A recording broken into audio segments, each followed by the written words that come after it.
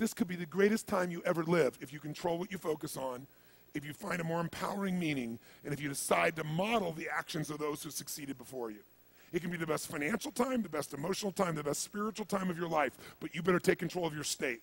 And if you think you're going to do it just by today, you're wrong. You're going to need to get yourself some rituals. Right now, every one of you in this room is controlled by your rituals. I don't just mean this one.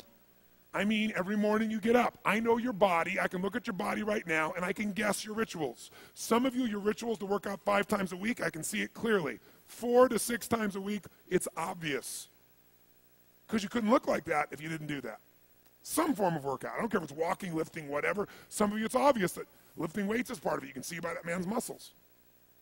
I know what his rituals are. Because your life comes from your rituals. If you don't develop the ritual, you're kidding yourself. How many agree with me on this? Raise your hand, say I. And there are rituals that put you in state, and there are rituals that take you out of state. You have rituals in your relationship. You have rituals with your body. You have rituals around your finances. And the rituals that worked in the reaping time of fall in the markets and in business and in real estate, those rituals won't work now. If you do the right thing at the wrong time, you get pain. I'll say that again. If you do the right, you go, but Tony, I'm doing the right thing, but I'm not being rewarded. If you do the right thing at the wrong time, you don't get rewarded, you get pain. So you better do the right thing at the right time, and to do that, you better know what season you're in, and to do that, you better learn how to change your state. How to take control of your own conditioning. That's what I live for. Does this make sense to you, yes or no? Come on, guys, yes or no? So now it's time to train yourself to do that. I'll show you how fast it can change. Try this just for a second.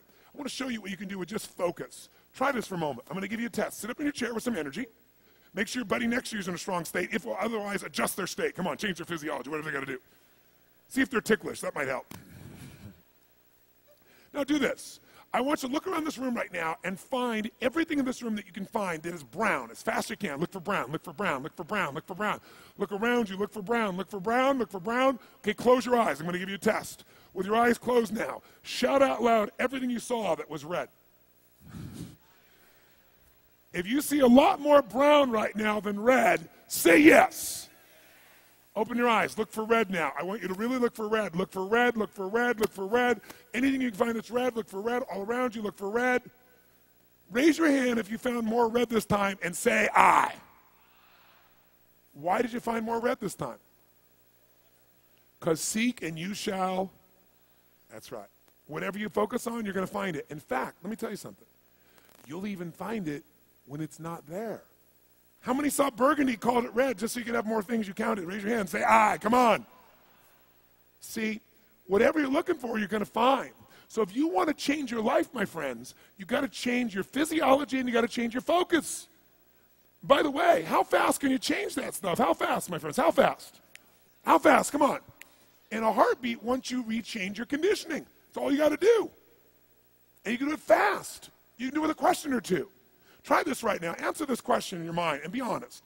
What in your life today, if you wanted to be, could you feel proud about right now? If you wanted to feel proud, if you didn't feel like, I shouldn't be proud, if you wanted to feel proud, what could you be proud of in your life today? Your children, your health, your body. Is there a problem you faced? Instead of running from it, you finally stepped up and handled it? What could you feel proud of in your life today if you wanted to feel proud? How many can think of something? And when you think about this thing you're proud of, what about that makes you feel proud? What do you focus on that makes you feel proud? How do you breathe when you really start to feel proud? What's the kind of look on your face that starts to happen when you let yourself feel proud? Yeah. How's that feel?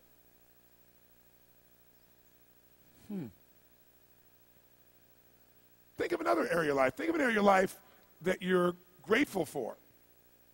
Or if you go, I'm not grateful. If you wanted to be grateful, what's an area you could feel grateful for? What could you feel grateful for if you really wanted to feel grateful? How many can think of something you could feel grateful for? Let me see your hands. And what about that are you grateful for? What do you focus on that makes you feel grateful? How does it feel when you're really, truly feeling filled with gratitude?